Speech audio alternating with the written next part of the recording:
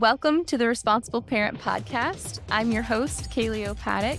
On this podcast, we talk about how to naturally regulate your nervous system for your family. Today, we have with us lactation consultant, wife, and mom of 4 boys, including a set of twins, all of whom she has or is currently breastfeeding. She obtained her CLS in 2021 after the birth of her second son, preceding some struggles with breastfeeding her first. After taking a step of faith, today she helps women who are struggling to breastfeed to reach their full potential. Welcome to the podcast, Josie Patton. Hello. Hi. Thank you. You're welcome. Thank you so much for being with us today. I'm so excited to talk to you. In general, I feel like I'm sure lactation consultation was something that was around 10 years ago when I had my daughter, but I knew nothing about it. It just wasn't something that was popular, at least in my range of focus. And so, number one, thank you for doing the work that you do. I think that it's incredible. And number two, I would love if you could just take a minute to dive a little more into your journey on why you decided to become a lactation consultant. So I had my first son in 2018, and he just had a lot of problems we had to overcome. And it was so painful for me. And I was like, something's not right. And I struggled. And I have like anxiety about things a lot. And the number one way that I personally deal with my anxiety is through education. So if I'm less likely to feel anxious about something if I like educate myself on it, and I tend to like really go hard on that. So when I was having a lot of these problems, I live in Fort Wayne, Indiana. And so we have a pretty decent breastfeeding community here, but it was my first son. I didn't know where to find those resources. It was our first baby, not just our first son, but I didn't really know where to start, Mhm. and so I started at home. I started digging into everything and just, like, really educating myself on stuff, and he ended up having a dairy intolerance, so we had to cut dairy out. He had a lip and tongue tie. We had to have that revised, which was much later in our nursing journey than what I would normally, like, expect it to be. And I was like, "Nobody told me about cluster feeding," anything like that. So that's how I got into it was I really, like, dove in for myself to try Mm. and figure out what was going on with my son. And then I just opened that door a little bit. I didn't go for my certification yet because I was still working full time. I went back to work for a year in the mental health field after my maternity leave for him. And then in but I stayed pretty active in like the online breastfeeding community. I was on a lot of message boards and a lot of things to help with that. And we got pregnant with our second son in March of 2020. I left my job in January of 2020.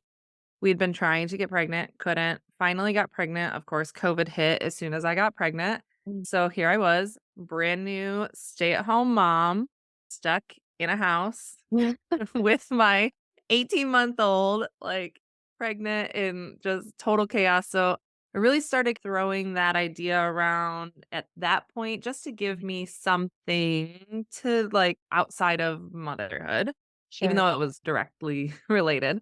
Yeah. So then he was born in January, and he didn't have nearly as many issues as his brother did, but every baby's different. It was a little bit different difficulties. Yeah. Nursing a newborn while having a toddler and being a stay-at-home mom for the first year was just crazy. Really, my second son's birth and everything was just so different from our first because our first was pre-COVID. Our second was like height of COVID, which actually pushed us out of the hospital setting. Personally, we were not comfortable with having a baby in the hospital in the middle of COVID. At the time, they were still only allowing 0 or 1 support person. Moms were laboring and pushing with masks on. They were separating babies from moms at the time, and I was like, "No, not about this."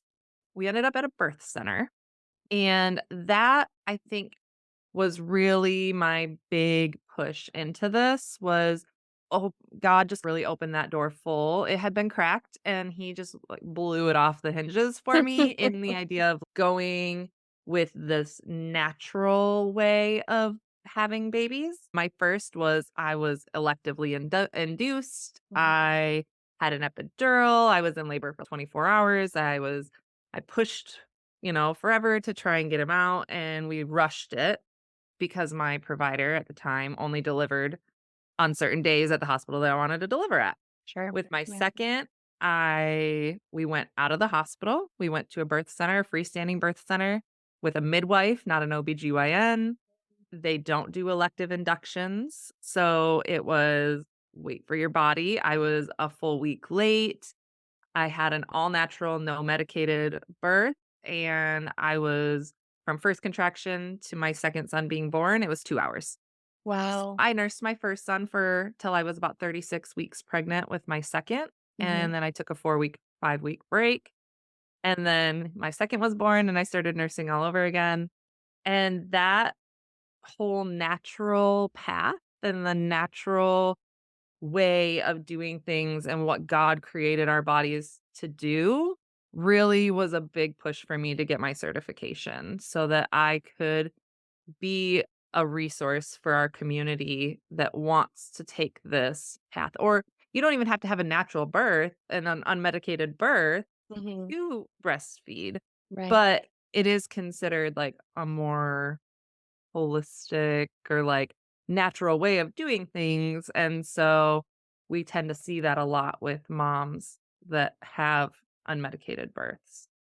I Absolutely. so I see it with a lot of moms that have medicated births Yeah. too. But since then, we've gone on to get pregnant again, and I nursed my second son till he was 20 months, and we found out we were pregnant with twins at that point, and I said, "No, thank you, we're done," and I weaned him and went through my whole pregnancy, did a home birth with our twins, Wow. and they are currently 10.5 months old, and we are still exclusively nursing, so Wonderful. yeah. Wow. What a journey, right? To go from your firstborn to your twins with Yes. just all the way that your birth journeys have aligned and they've progressed. And Mhm. it's almost we're figuring out, well, the first birth was you did what you were told you were supposed to do. And then you're like, wait a Exactly. minute. Now I have an opportunity to do something different. Wait a minute. No, I really do. And I Yes. just think that is such a lovely journey. Yes, it's been insane. If you had told me 6 years ago that this is what the last 6 years of my life was going to look like, I would have been like, "Okay." Before our first son, I thought, like, home births were for hippies Yeah. and, like, you had to have a I'm from a very small town in Michigan, and we don't have those resources. You go to a hospital to have a baby, that's what you do, Yeah. and so it's been really great to be in a community that has different opportunities for moms that want something different than a traditional hospital birth. Absolutely. That's so incredible. I wish I knew something about that 10 years ago in general. I was super young when I had my daughter. And so I feel like I tried to bridge where I wanted to be with where I had to be or where I thought I had to be. But really, it was all fear based. I feel like with my Yes. pregnancy, like everything was like, if you don't do this, something will go wrong and your baby will die. If you don't Yes. do this, and I was Oh, just like, oh, okay, then I don't want that to happen. And now here I am at 33 years old and currently single. And I'm like, if I don't see myself having more kids, but if I were to, I'm like, that would be absolutely the path I would go down is just we're having him at home and that's it and that's final. And the yes. fact that you had twins at home is insane. That's just so inspiring. I'm Yes, so everybody's proud of always, you. like, mind blown by that because we had them at home at our first was born at 4:02 and our second was born at 4:31, and I was 40 weeks and 6 days along when they Wow. came. So I was almost a full week late, and That's everybody's, "Oh my gosh, I can't believe it. They're usually so early." I feel like that's another thing that we're just fed, right? yeah. From the moment I found out that I had twins, everybody was like, "Oh, they're gonna come early. They're gonna be here early," and I was like, "Yeah, twins come early, but really, they don't have to if you take care of your body and you do things. My midwife was very like nutritionally focused and making sure that I was intaking enough and I was intaking the right kinds of foods and I was moving the right way and things like that to try and keep them in longer or as long as they could. Sure. And yeah, my body just likes to really hold on to babies though. So That's great. it holds on for a really long time and then when they're done, my second was born in 2 hours from first contraction to birth and the twins my first contraction was at 2:35, and they were both born by 4:31. Wow. Yeah. A very fast labor. Yeah. Just takes a while to get there. Absolutely. Oh, that's wonderful, though. That just means that your body is providing the nurturing and the nutrients for them that they need. And they're Yes. like, we're growing still. Yeah. Don't rush us out of here. Right. Yes, exactly. Yeah, I grow big babies. Yeah. So our first was 10'1", Oh, 22 inches long. Our second was 9.5, 22 inches long. And then our twins were actually 8 pounds each. wow. That's So wonderful. yeah, crazy. But Yeah. I think like moving down that path of becoming more natural minded, becoming more intuitive with what God created our bodies to do, and being accepting of that and patient and not being fear based. Because Mhm. I feel like the big difference between the natural or like midwifery care and the OBGYN care is midwives take a different approach than OBGYNs. OBGYN's approach is the medical approach where it's pregnancy is a disease and the cure is birth. So we need to get there as soon as we can and as efficiently as we can. Whereas midwives take the pregnancy is normal and natural and healthy, and we're going to let your body do what it was designed to do as long as it is not putting you or the baby at risk. Right. Wow. What an incredible insight, too. They see pregnancy as a disease. And it's totally, when you zoom out and think about it, it totally is. And I just have never heard that perspective before. Yes, it's Yeah. crazy. My Right. my youngest sister just had her 3rd, and her due date was actually Easter, Mm. and I was, like, driving it home with her and my parents of, "Don't let them force you into an induction just because it's a holiday weekend." Yeah. Oh, for real. Like, Yeah. let your body go, it's okay, like, they can't make you do anything. I'm sure my family has gotten very tired of my soapbox drum beating, but it's Yeah. funny because my dad actually regurgitated some of the things back to me when we were talking, like the pregnancy being treated like a disease. He, Sure. like, said those back to me, and I was like, "Oh, I know where you got that from." That's wonderful. Oh, see? So they're not tired of you. So you're planting some seeds. Yeah. Oh. So I'm curious to know whether it be on your journey or with any of the mamas who you've worked with, if you have noticed a difference in the ability to breastfeed or the amount of milk relating to nervous system regulation. I don't know much about it. And when you said you wanted to have a conversation, I was like, ooh, that's what I want to talk about because I feel like I've just noticed in my pregnancy, my breastfeeding journey, and then with my friends, it seems as though there's a correlation between those, but I've never actually looked into it. Yeah, we know that stress can actually reduce milk production because it is the release of cortisol, which is the opposite of oxytocin. Mm, So your brain needs the oxytocin to release a prolactin to make the milk. mm, And if you're releasing too much cortisol and you're having too high of stress, then that can actually bring your milk supply down, which for a lot of moms, unfortunately, is cyclical because mm. then they're stressed that their milk supply isn't there. Yeah, And then their supply continues to tank and they just say, oh, I wasn't able to breastfeed.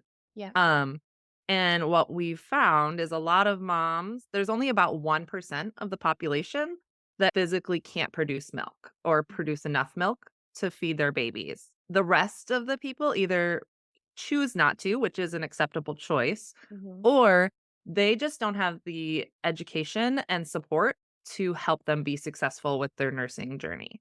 Sure. So There is absolutely a connection there to stress level and milk production.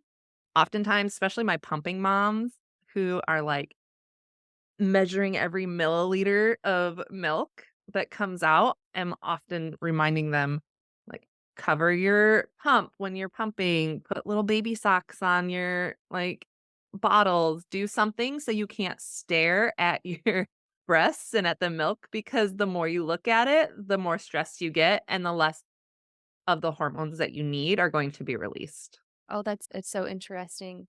I'm sure there's a million things and it's probably case by case, but is there like a general practice that you would recommend? Oh, I've noticed when the moms are stressed, the easiest thing is just to like meditate or get into a mindset of X, Y, and Z or ask their partner to do, literally everything so they can just relax and feed this baby, right? Yes, my miracle cure, I always recommend, and it is, you're right, very case by case, Mhm. but pretty much everybody can take this and it's skin to skin.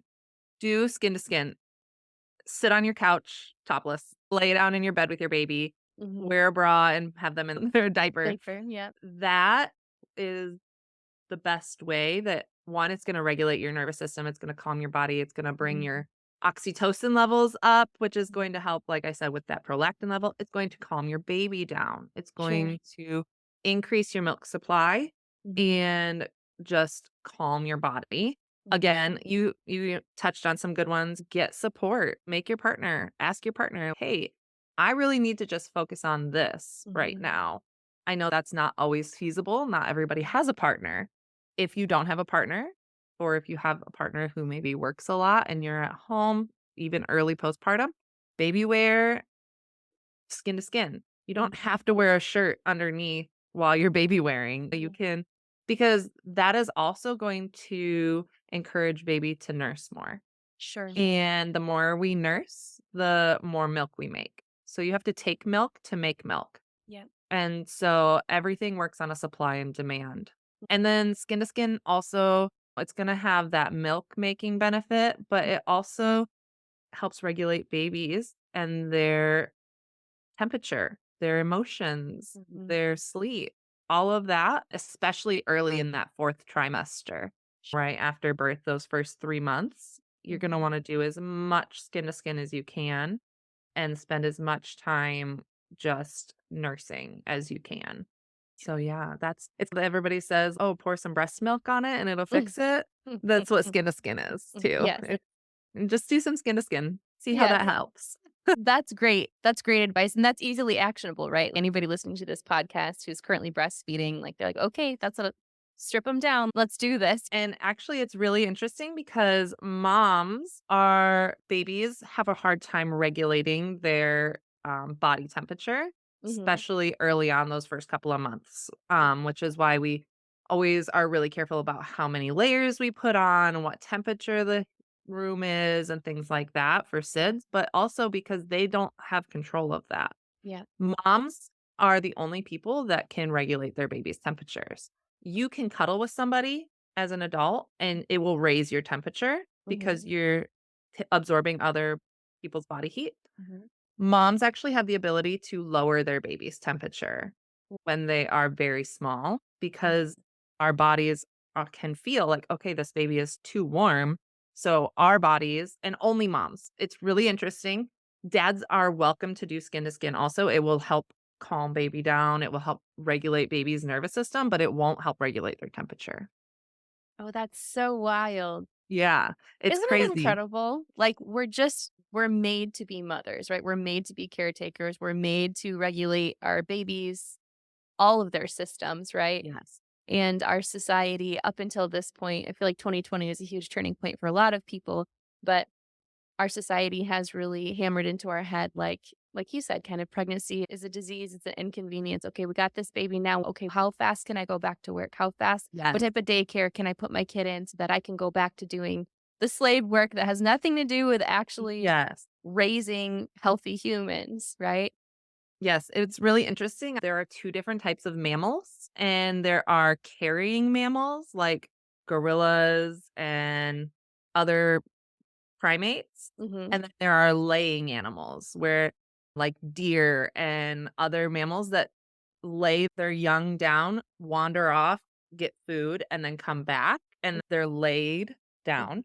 Whereas, like, primates and carrying mammals keep their young on them at all times. Mhm. And we as humans are actually meant to be carrying animals, but we live in a lay down society. Yeah. Yeah, it was like a huge perspective change for me when I saw that video. I was like, "That makes so much sense. Why Yeah. have I never realized that before?" Yeah, absolutely. Okay, this is cheesy. It's not exactly the same thing, but I always say that there's, especially with my friends when they're brand new moms and they're looking Mhm. at like different equipment for their kids, like what we're going to have, like the car seats and the strollers and all that.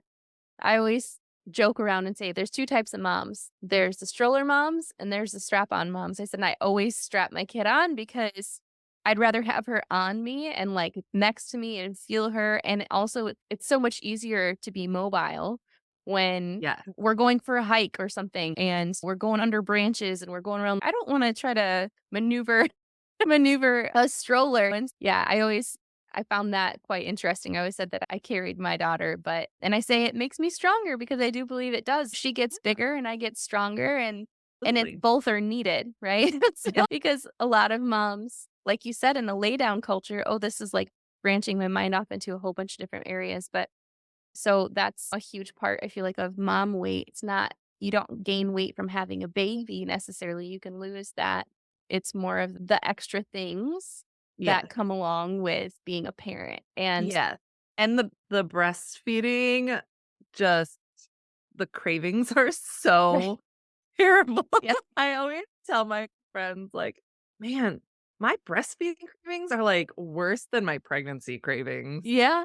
And you have to find a way to regulate that also. Sure. Yeah, Oh. absolutely. What is it that's sparking that craving, right? And then how do I Mhm. feed it what it really wants instead of Yes. what my brain's associating it with? And Yes. oh, that's so Yep. fascinating.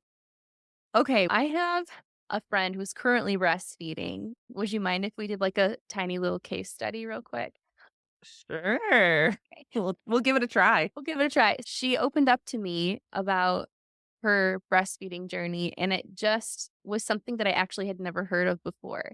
And so I would love to get your advice on it. Usually, you need your oxytocin levels to be up in order for your letdown, right? So you have to Yeah.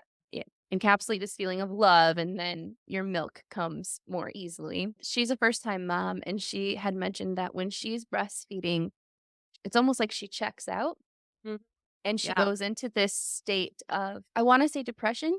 It feels like a really deep depression, and it's definitely not a lovey-dovey oxytocin filled, and she feels empty, and she's floating in this space of, I think it has to do with my only purpose is feeding this child. But Yeah. it's definitely, I can tell with her explanation, it's a chemical thing because she has a lot of support. Her nervous system's really regulated. She has physically, she's recovering really well. It's just that, which I thought was really interesting.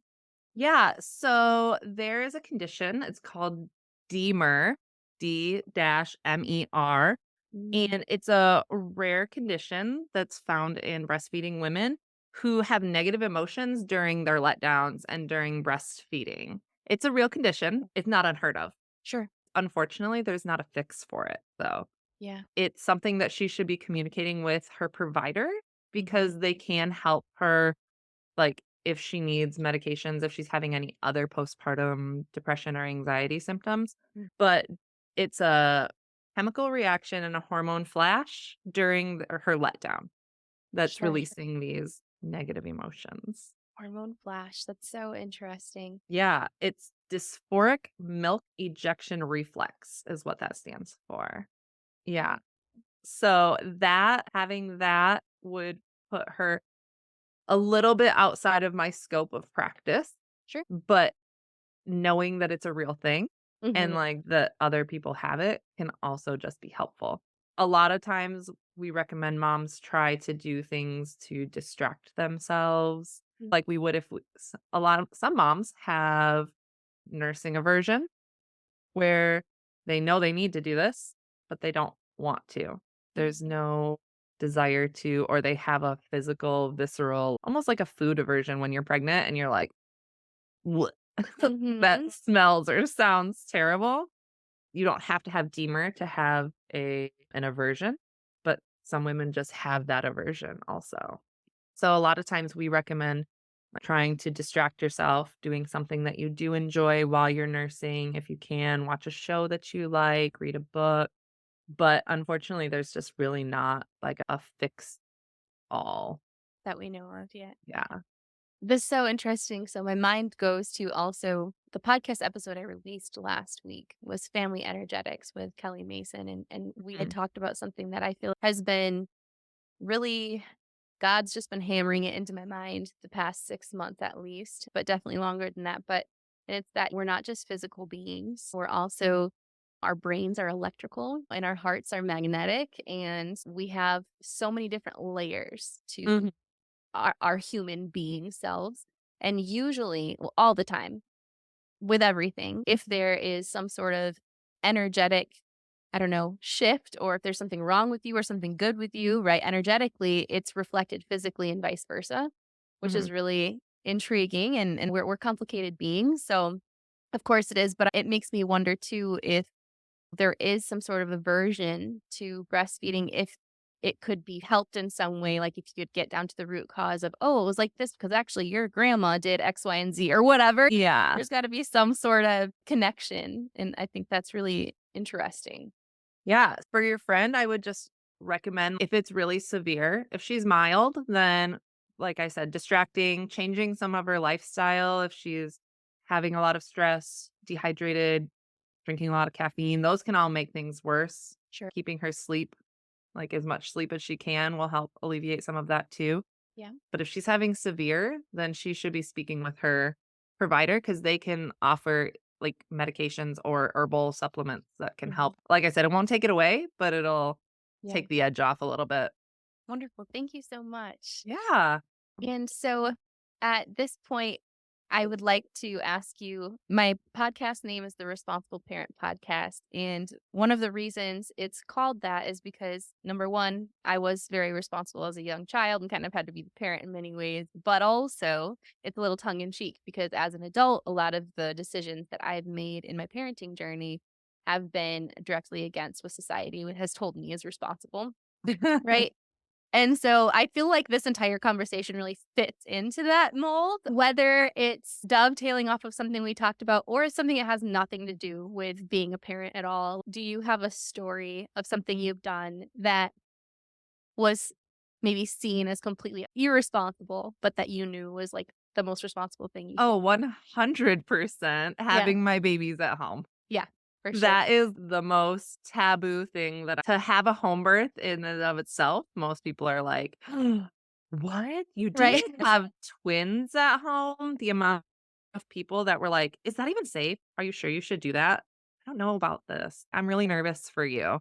And I'm Yeah. like, "I have no concerns at all." And I guess that's how I knew that it was, like, the right thing to do, and God was telling me that this is what I needed to do Yeah. because I was more anxious. I got into a car accident when I Mhm. was 35 weeks pregnant with the twins.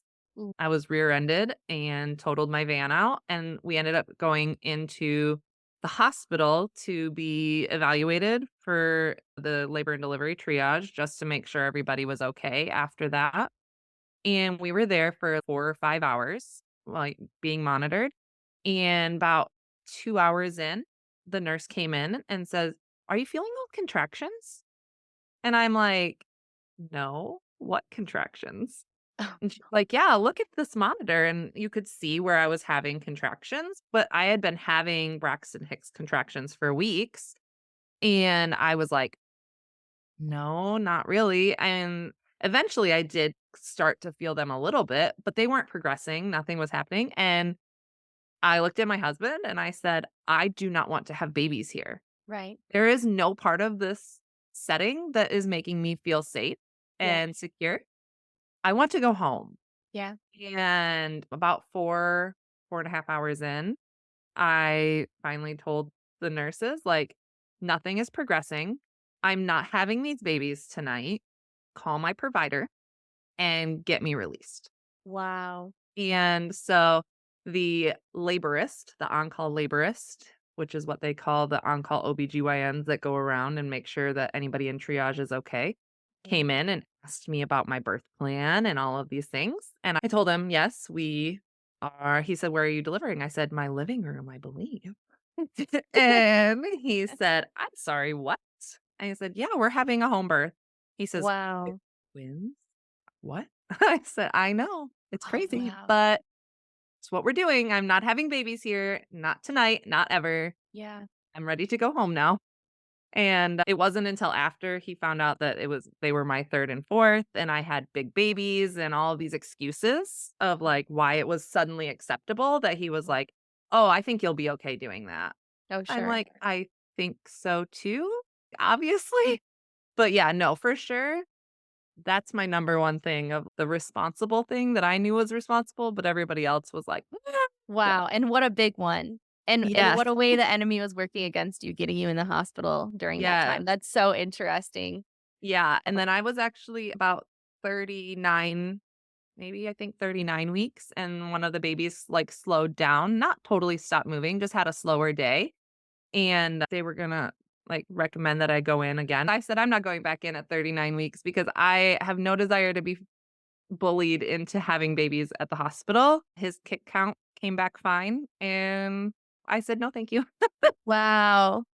Look at you. I love that. But also you had a little bit of the confidence and the power to do that from having your previous 2 births. And I feel like especially with first pregnancies, it's hard to have that sort of assurance in yourself It and your is. body and Absolutely. My husband, for our second, we ended up at a freestanding birth center, and I had wanted to talk about home birth at that point, and my husband was like, "No, I am yeah. not comfortable with that." So we ended up with freestanding birth center, and then for the twins, we ended up with a home birth because we couldn't use the birth center. In Indiana, you can't give birth to twins at a freestanding birth center. You have to either have a home birth or a hospital birth. Interesting. Yeah, and we looked at all of the hospital policies, and we were not happy with any of them. I said, "Let's just go meet with the midwife and see what she has to say," and we walked and so that's what we did. It was crazy, but it totally worked out. The biggest thing I always laugh at this story. While we were meeting with the midwives, we were telling them about my previous births and how quickly I have babies, and Josh says, "I'm really worried that I'm gonna end up having to catch a baby." Because the previous summer, one of his baseball teammates, his wife gave birth at home on accident. They didn't make it to the birth center, Oh, wow. and he caught the baby. And so then Josh was freaking out, and the midwife was like, "I can't promise that you won't, but I can't Oh, it doesn't really matter if you're at the hospital or at home. You're probably better off actually planning to have the baby at home if you're gonna yeah. catch a baby on accident because you'll already be prepared." And my midwife walked in about 2 minutes after baby A was born. So, my husband ended up catching our Wow. first twin, and then my midwife showed up and was here for the birth of our second twin, Wow. which was good because he ended up having a prolapsed cord, Okay. and so that would have been very scary had she not been there, but again, another God moment of I was not in fear at Mhm. all. When it happened, she actually prayed out loud very calmly, not in a panic, and just, like, very calmly said, "We believe that you're gonna allow this baby to come earthside quickly and safely in Jesus' name." And he was born a few minutes later, and he never had any issues. Wow. So yeah, it was crazy. It was a Oh, crazy night for sure. you're emotional hearing that. That's incredible. Yeah. I knew something was going on, but I didn't know what until after he was born. And so it was insane. Our 2 toddlers slept through the whole thing upstairs in their bedroom. When they woke up to go to school the next morning, they had twin brothers Oh, here. wow. That's So, wild. Oh, yeah. But no, I really appreciate you letting me come on and talk about breastfeeding and the nervous system and how it's crazy how breastfeeding has such a huge impact on moms and babies, and we could talk for hours, honestly. right. I could go for a long time. But Absolutely. so Yeah. No, thank you. I really appreciate you coming on. And I think that this this episode is going to really strike a lot of chords with people, good chords. And if there's any feedback from our listeners that they would like you to come on and dive deeper into something else, would you be Yeah. open to that as well? Absolutely. There's Okay. so many avenues that we could take Yeah, this down. for Today was sure. just a very broad overview. Overview. Yeah. I was like getting ready Absolutely. for this and I was like, what am I going to talk about? You could go Right. here or there or Yeah. like all of these ways. That's a really long podcast. For sure, for sure. I know. That's me in general. God's led me here because I'm a very long-winded person. I always have dovetails and there's always something else I can talk about. And so with this podcast, I felt very called to try to keep it to a half an hour under for busy parents or just busy people. Everybody's busy in general. And it's quite the challenge for me in general.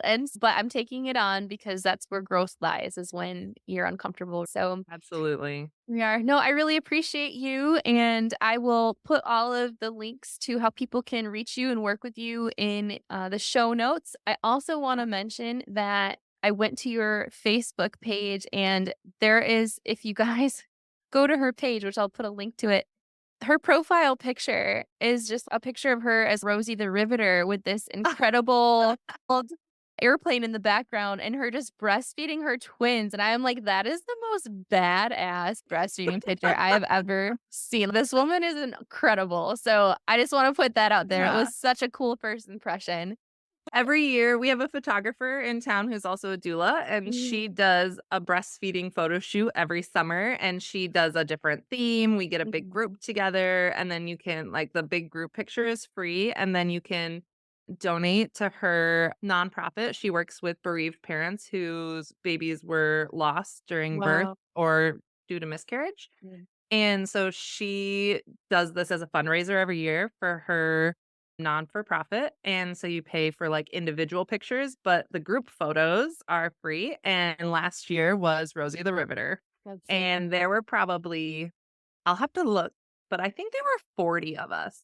wow. I think there were, and we have an Air Force base here, and they have all these old jets Mhm. just for display in one of the parks down by the airport.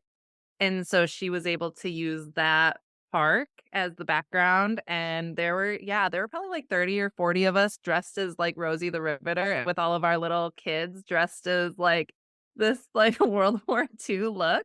That's And we descended on this park, and I'll have to see if I can find the photo. It was super fun. We go every year.